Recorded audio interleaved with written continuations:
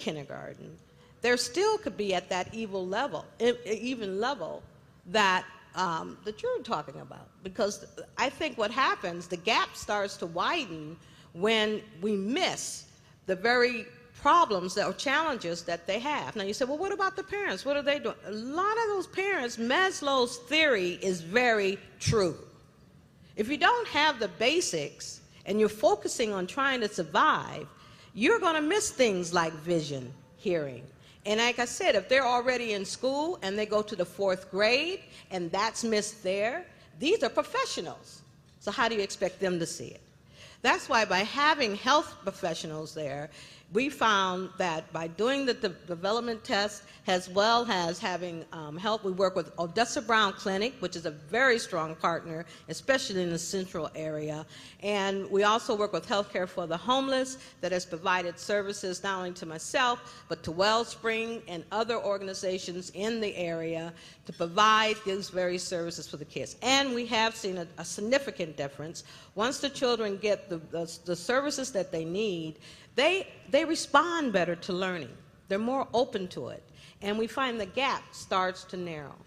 Boy, Dimitri, when you hear that and you think about the kind of mental health and the social and emotional analogs to everything Doreen's talking about with vision and bodily health and the rest, I want to kind of close out this portion of the conversation really on this theme of social and emotional development, because so much of for all the ways in which, I mean, even from a business perspective, Charlie, when we think about wanting lifelong workers and creative, imaginative, skillful people in the workforce, a huge part of that, I'm sure you see at the bank, is not necessarily how well they've mastered their algebra, though that's important.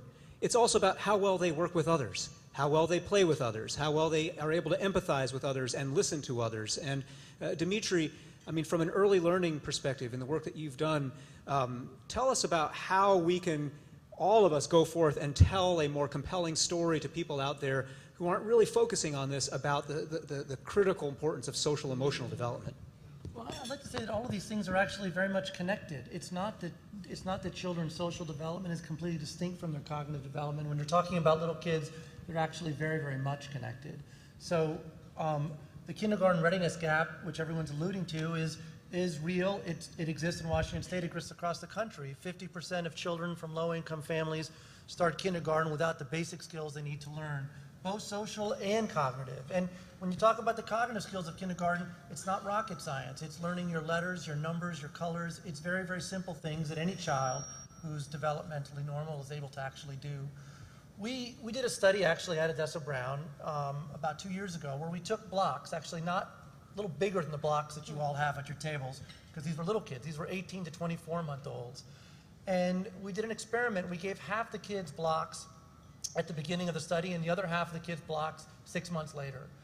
And we gave their parents what we called blocktivities. Each month they got a newsletter that said, here's some things you can do with your kids with the blocks. They were very simple things: stack the blocks, sort the blocks, name the colors of the blocks. And 6 months later, we measured their language development. And what we found was that the kids in the control group, the kids that didn't get the blocks, were at about the 42nd percentile for language. So below average, and unfortunately not unexpected in the low-income population that we were actually studying. And the kids that got the blocks actually were above average. They were at the 56th percentile. So in a 6-month period, by promoting block play, we were able to actually make a significant difference in children's language. Now, the interesting thing here is that blocks have never advertised themselves as a learning tool. They don't say that they'll make your child smarter. They don't say that they'll make your child into a little engineer. And I've been asked countless times since that study, is it something about the blocks? Is there something particular about the blocks that does it? And of course, no. I mean, the blocks only provided a platform for parents and children to actually engage one another. And we found that that's exactly what was happening. We did time diaries of these families. They told us how they were spending their time. And the kids that got the blocks spent more time with their parents. I'll point out, interestingly, as an aside, they actually spend more time with their fathers, too, because I think that block play was the kind of thing that dads could really engage in. I can say that as a dad. It kind of floats my boat, too. But anyway, just to bring this together, because I'm sure I've gone over time, we measured their language development. We didn't actually measure their social and cognitive. I wish we had. If I'd known you were going to ask me this, I would have measured their emotional development. But I have no doubt that that was improved as well, because they're all part of the same common pathway. Being an engaged parent, caregiver, teacher, librarian, that's what makes a difference in children's lives. You're saying that if we put some blocks in the conference room of a bank, we can pay back TARP faster. So, more collaborative work there, right? Only if those are gold bullion blocks that you got on the table there.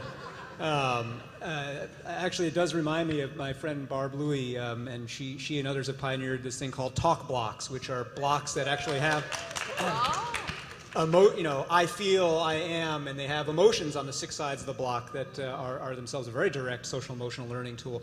The thing that, Dimitri, as you describe the interconnectedness of all these forces, and we're hearing it even in this conversation, it's the same interconnectedness of the ecosystem here that we all represent and embody, right? And so the good news is we're all woven together.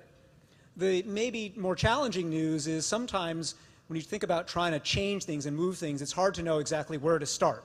It's hard to know, like, here's the one lever, here's the one thing, right? Here's the one place where if you apply your leverage and your weight, the whole thing will crack open. And we've got time for a couple of questions that our tech-savvy texters in the room were able to send to us here. And so I want to pose one question to all of you, or any of you who would like to answer this, because it goes to this ecosystem question. How can Washingtonians urge and incentivize our state policymakers to prioritize and invest in early learning? Does someone know the answer to that? Well, any of your takes on that question? In part, we could include early learning as part of the definition for Basic education. basic education. Yeah, because as long as it's out of the basic education definition, the funding, any other type of policy that needs to be followed by the public schools or any other entity will not be done. And if we're saying this is important to us, then we need to show it.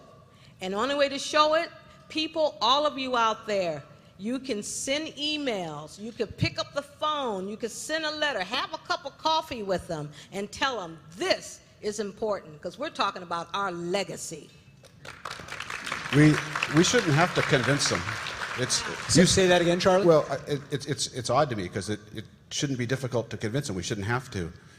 You said it at the beginning, it's not stupid. Now, don't go drawing conclusions about the implications of that. Dimitri? Draw them if you want. Your take on this question, how to incentivize and get policymakers to really make this a top priority? Well, I mean, I wish I had an easy answer to that, particularly in these tough times. I'm reminded every day in the course of my life as a pediatrician that kids don't vote, and the world would be very different if they did. So I think it really is incumbent upon us who do vote and who know people who vote to make their voice heard and to vote with their interest in mind and not ours, and frankly not our parents, which is they seem to be the ones that gobble up the most resources. This actually is a very interesting, longer conversation to have. Oh, out of time. Sorry, can't go there. But it is worth our all thinking about this here. You know, I think too often in policy debates and discussions, things do get framed as zero-sum.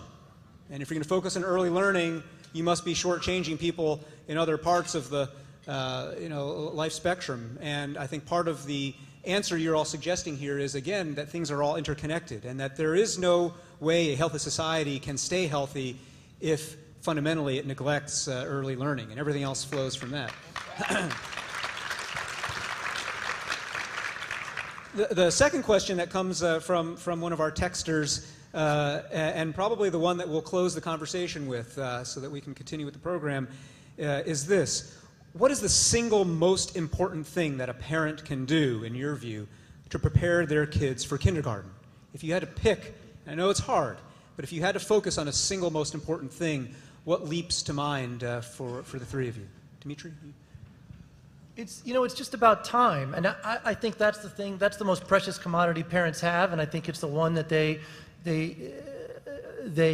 are most guarded about sharing. So I hear from parents all the time how am I supposed to make dinner for my child if I don't put them in front of the television?